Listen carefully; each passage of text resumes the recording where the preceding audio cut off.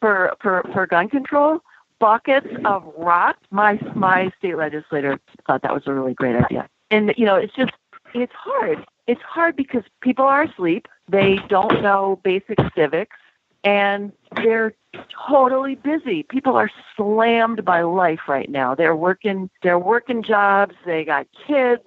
It's all they can do to keep their head above water. And here we are saying, oh, but wait, you got to make 5 phone calls and show up. And the other thing, I think Jane said a really important thing, that we can't show up at the last minute and tell people to go vote. And I think that's the global message for Democrats everywhere, is that unless we engage with people around the issues that they really care about now, when we show up in the fall and say, hey, we're hurrying to the polls, they're going to say, I'm sure you get that when you're registering voters. I was registering voters this weekend in Reading. And, over and over again, these young men would say, oh, I don't vote. What do they care? They don't care. And the people are... That's what disenfranchisement I don't think it's just a question of the people who don't care. I have clients who, in order to vote, they have to pay for a jitney and leave work. And that's the real thing, is we've got to explain to people why it's worth it for them to pay for an Uber. A jitney is illegal Uber in Pittsburgh, and leave work. And that is like the substantive number of voters, not bourgeois people who can't be bothered, but real people who want to know why we should mess up their day. You do that because you've connected with them on the issues. So our job is to connect those dots and say, oh, really? You're an Indian immigrant and you are so proud of your children because they have gone through public school and they have gone to Penn State and now they're doctors. Awesome. You need to keep fighting for public education so we don't lose it. So more kids like your kids can succeed, and connect those dots and say, if you care about this, that means you're going to vote. That's why it's important. Let me add one more thing. I see you talked to Katie Muth. Yeah. I want to give you an example of one of the things Indivisible Berks is doing. Sure. We have limited resources like every organization, and we want to make sure that we deploy those resources in some useful way. So we have identified 2 state Senate races and 2 state rep races. Katie Muth is one of them. Katie Muth her district has a considerable overlap in Berks, and it also overlaps with, I think, 2 of our congressional districts. So we will be going into Katie's district. We're not coordinating with her. We're not allowed to do that, but we will go into Katie's district and we'll say, hey, we're Indivisible Berks. What do you care about? We want to know what you care about. Oh, you care about health care? Awesome. Yeah, me too. I'm really worried about it because I have a daughter who's on Medicaid and she's going to be in deep trouble if she loses it. Let me tell you, you've got a candidate there who is awesome. She understands the issue of healthcare. She's a working class candidate. She has come up the hard way. She really deeply understands what people need as far as healthcare, and she will fight for that in Harrisburg. And I hope that you'll vote for Katie Muth. That's how we're approaching that. I think Katie Muth is an amazing candidate. There are a few others that we're going to try to throw our weight behind and hope that we can move the needle. I think in Pittsburgh here, we're all holding our breath to see what happens with the Antoine Rose trial to figure out if we're going to do something about our local district attorney. And I do think the district attorneys' races across the country are important and not often enough emphasized. I really want to thank you for your time. This has really been great. Yeah, thank you guys so much. Yeah, thank you. This has been great, and it's good that we had people on sort of both sides of Pennsylvania, because I really do think, I know a fair amount about Pittsburgh, having lived near there and have driven across Pennsylvania a few times, so I sort of get the size and scope of it, but I suspect a lot of people in the country don't. I really appreciate that. I am not kidding that everybody thinks I'm from Philadelphia or close or refer to me as being from the East Coast. And to get my feet in an ocean takes 6 hours. Are you listening? Are you listening? He's distributed. Are you looking? Oh, I should need it. Are you listening?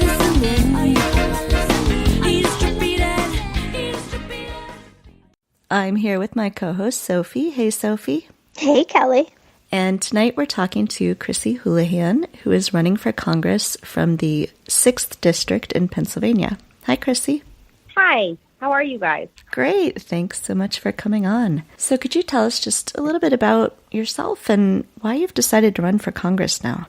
Sure. Obviously, my name is Chrissy Houlahan, and I'm very grateful to have the chance to be with you two tonight. In terms of my background, lived a very private life, frankly, for the last 30 years of my adulthood. I'm an engineer by education, and I served in the Air Force immediately after completing my undergraduate degree. I was an ROTC scholarship student. I'm a successful businesswoman. I've grown a variety of businesses in my community over the last 25 years or so, for-profit and nonprofit. Was a chemistry teacher for a time. And wrapped that up by being an educator. After teaching chemistry, worried about early childhood literacy by helping to grow a nonprofit that focuses on that. So a pretty eclectic background, but in my opinion, all one of service in one form or another. And I sort of unexpectedly found myself talking to you as a result of the 2016 elections. All right. And let's also, we'll dive into some of that, but I also want to give a sense for where the 6th District is and how it may or may not have been changed in the recent redistricting. So can you talk a little bit about what are the communities that are in the 6th District now and what does that look like? Sure. So I came to what is now the Pennsylvania 6th about 25 years ago or so with a 1-year-old and a 3-year-old and with my husband as well. We came here to help start a company that was focused on basketball apparel and footwear together with some friends of ours from our undergraduate years. The Pennsylvania 6th is about 40 minutes due west of Philadelphia, and it includes towns such as Westchester and Reading. So it includes counties that are Chester County, about 80% of the district is that. About 20% of the district is Berks County, which is where Reading comes in. And the reason that my husband and I and many of our friends from college came here was because we really wanted to build a very cool and very special company together. And we thought that of all the places in the country to do that, this one was the most inclusive and the one that was most promising in terms of the opportunity to build that company together. And did this district change at all in the recent redistricting?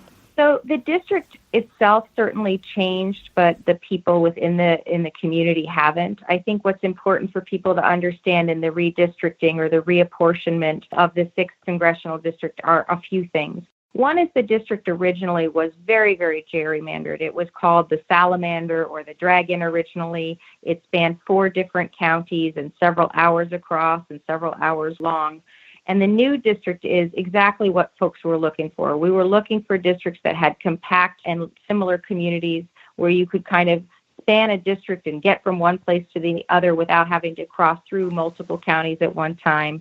And so the new district itself, as I mentioned, is 80% Chester County and 20% Berks County. And as a result, is much, much more compact and much more sensible. I'll give you the example of Reading. Reading originally was actually districted with the Lancaster County area. And so you had a relatively speaking urban community very much districted side by side with the Amish country, and that just didn't make any sense. So the new 6th Congressional District, the only one that retained its number, is just a much more sensible district in terms of what it is that allows us to make our votes be heard and to be fair. And this is a district that was starting to sort of trend more Democratic anyway, so I believe there's been a Republican holding the seat since about 2000. And it was starting to trend more Democratic anyway, but perhaps a little bit with the redistricting and then also with the incumbent stepping down, it looks like it's rated fairly solidly in the blue column now. So important to, your listeners and also to me, on the ground here, I think what's really interesting about our new and improved 6th Congressional District is that even with the changes, we still are very much a 50-50 district. We are 50-50 in terms of registered voters, Republicans and Democrats. Although Hillary Clinton would have won by more in our community had the vote been for the country that is the 6th Congressional District, she would have won by a larger margin in 2016 in the new district than she did in the old district. It's also interesting to note that Senator Toomey also won in that district, in our newly drawn district in 2016 as well. And so one of the things I like to try and tell people who may not be from our community is we are really a purple people. We're really not necessarily red or blue in terms of our sensibilities or really hard Republican or hard Democrats, but rather we sort of sit in the middle. We really are people who worry, of course, about the economy and jobs and opportunity, but we also worry about social issues and we worry about humanity. And those kind of purple sensibilities obviously drive the way that we vote here in our community. And you can see that in the results of the 2016 elections. And you're right, you can see it for elections before that as well. We are certainly starting to become a more blue district, but it's really interesting to see that we still very much are in the middle, pragmatists, practical people who just would like to see solutions in our government.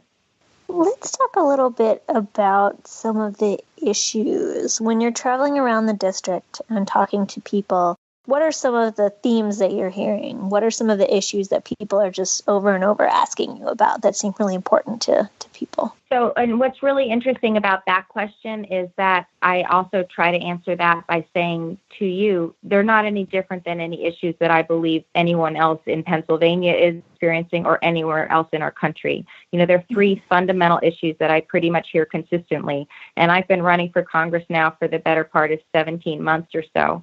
And those issues are the following. First and foremost, people really care about health care. They really want to make sure that they have affordable and quality education and access to it. And here in Pennsylvania, we've really experienced what amounts to a stranglehold on the Affordable Care Act that has resulted in a lot of increased expenses and a lot of decreased access to health care. And people on both sides of the aisle are really concerned about what they perceive as being a real attack on what was a system that certainly had its flaws and certainly needs improvement, but a system nonetheless that insured a lot more people than are currently being insured. I recently heard a statistic that about 3 million fewer people are insured today than when President Obama was in office with health care, and that's very worrisome to many of the people that I talk to.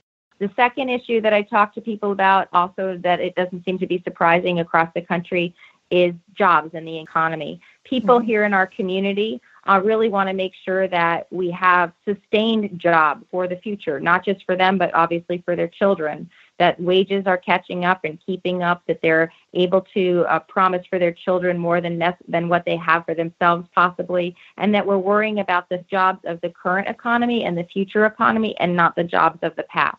So there's definitely a conversation about that. And what comes along with that is equal pay for equal work and a living wage and jobs with, that treat people with decency. And I am a businesswoman. I've grown hundreds of jobs in our community. All of them have been very much focused on making sure that we do just that. One of our organizations that I helped grow had 100% of our staff making sure that we had health care, making sure that we had a living and decent wage, all of the benefits that I think were important for me as a young mom coming here to our community to make sure that I was growing a business that had those same values and those same opportunities was really important to me.